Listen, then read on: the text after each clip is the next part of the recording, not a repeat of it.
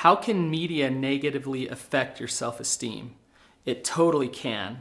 Let's talk about how it does it and the things you can do to combat the media from affecting you.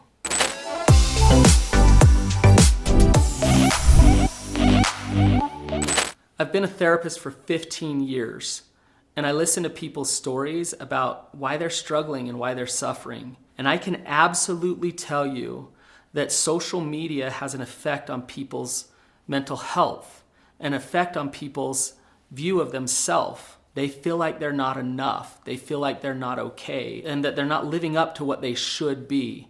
And social media drives those messages home. And so I'm going to talk to you today about specific things you can do to combat those messages that you're getting of shame from social media.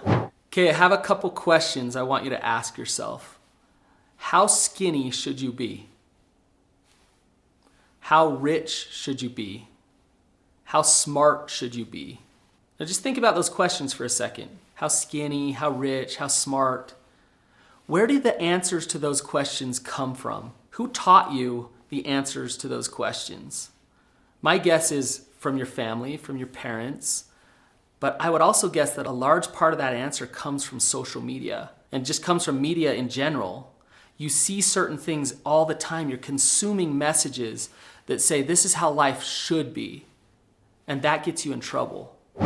Rich, successful, ripped, those are all good things. I wish I was ripped, but think about it. Those messages are coming from social media. Social media has an agenda. They don't tell you that you should be those things because they care about your well-being. The reason why they put beautiful models out there and pictures of success and wealth out there is because that's what we're attracted to.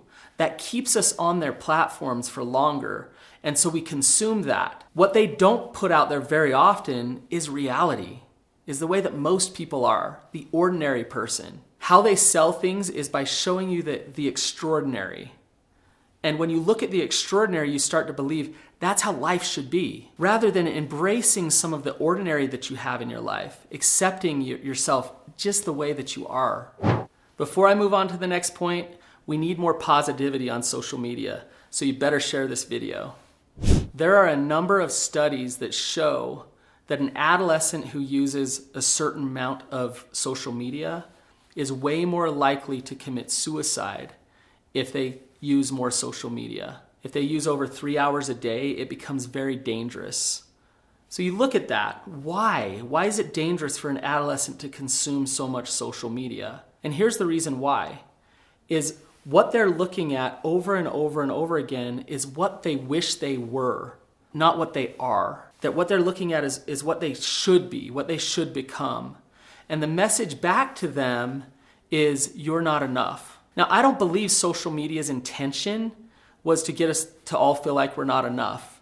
I don't think that's what they're doing. They're just trying to make money. But an unintended consequence of the way that social media works is this deficiency model. We all feel like we're somewhat deficient because we can't live up to this extraordinary life.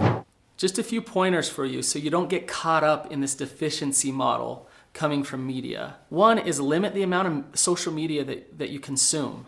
Set some limits for yourself. I know that can be difficult, but try not to spend way too much time looking at social media. I know you can get wrapped up in Instagram and Facebook and you go down these rabbit holes forever.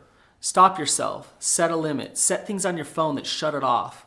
Ask people to take your phone for you if you need to, but make yourself put it down. Another thing is to be very careful about who you follow.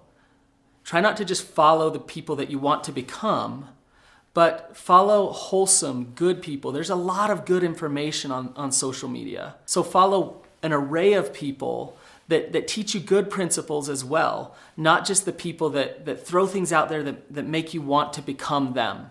And the last thing to do is to stay close to friends and family who love you. The real people.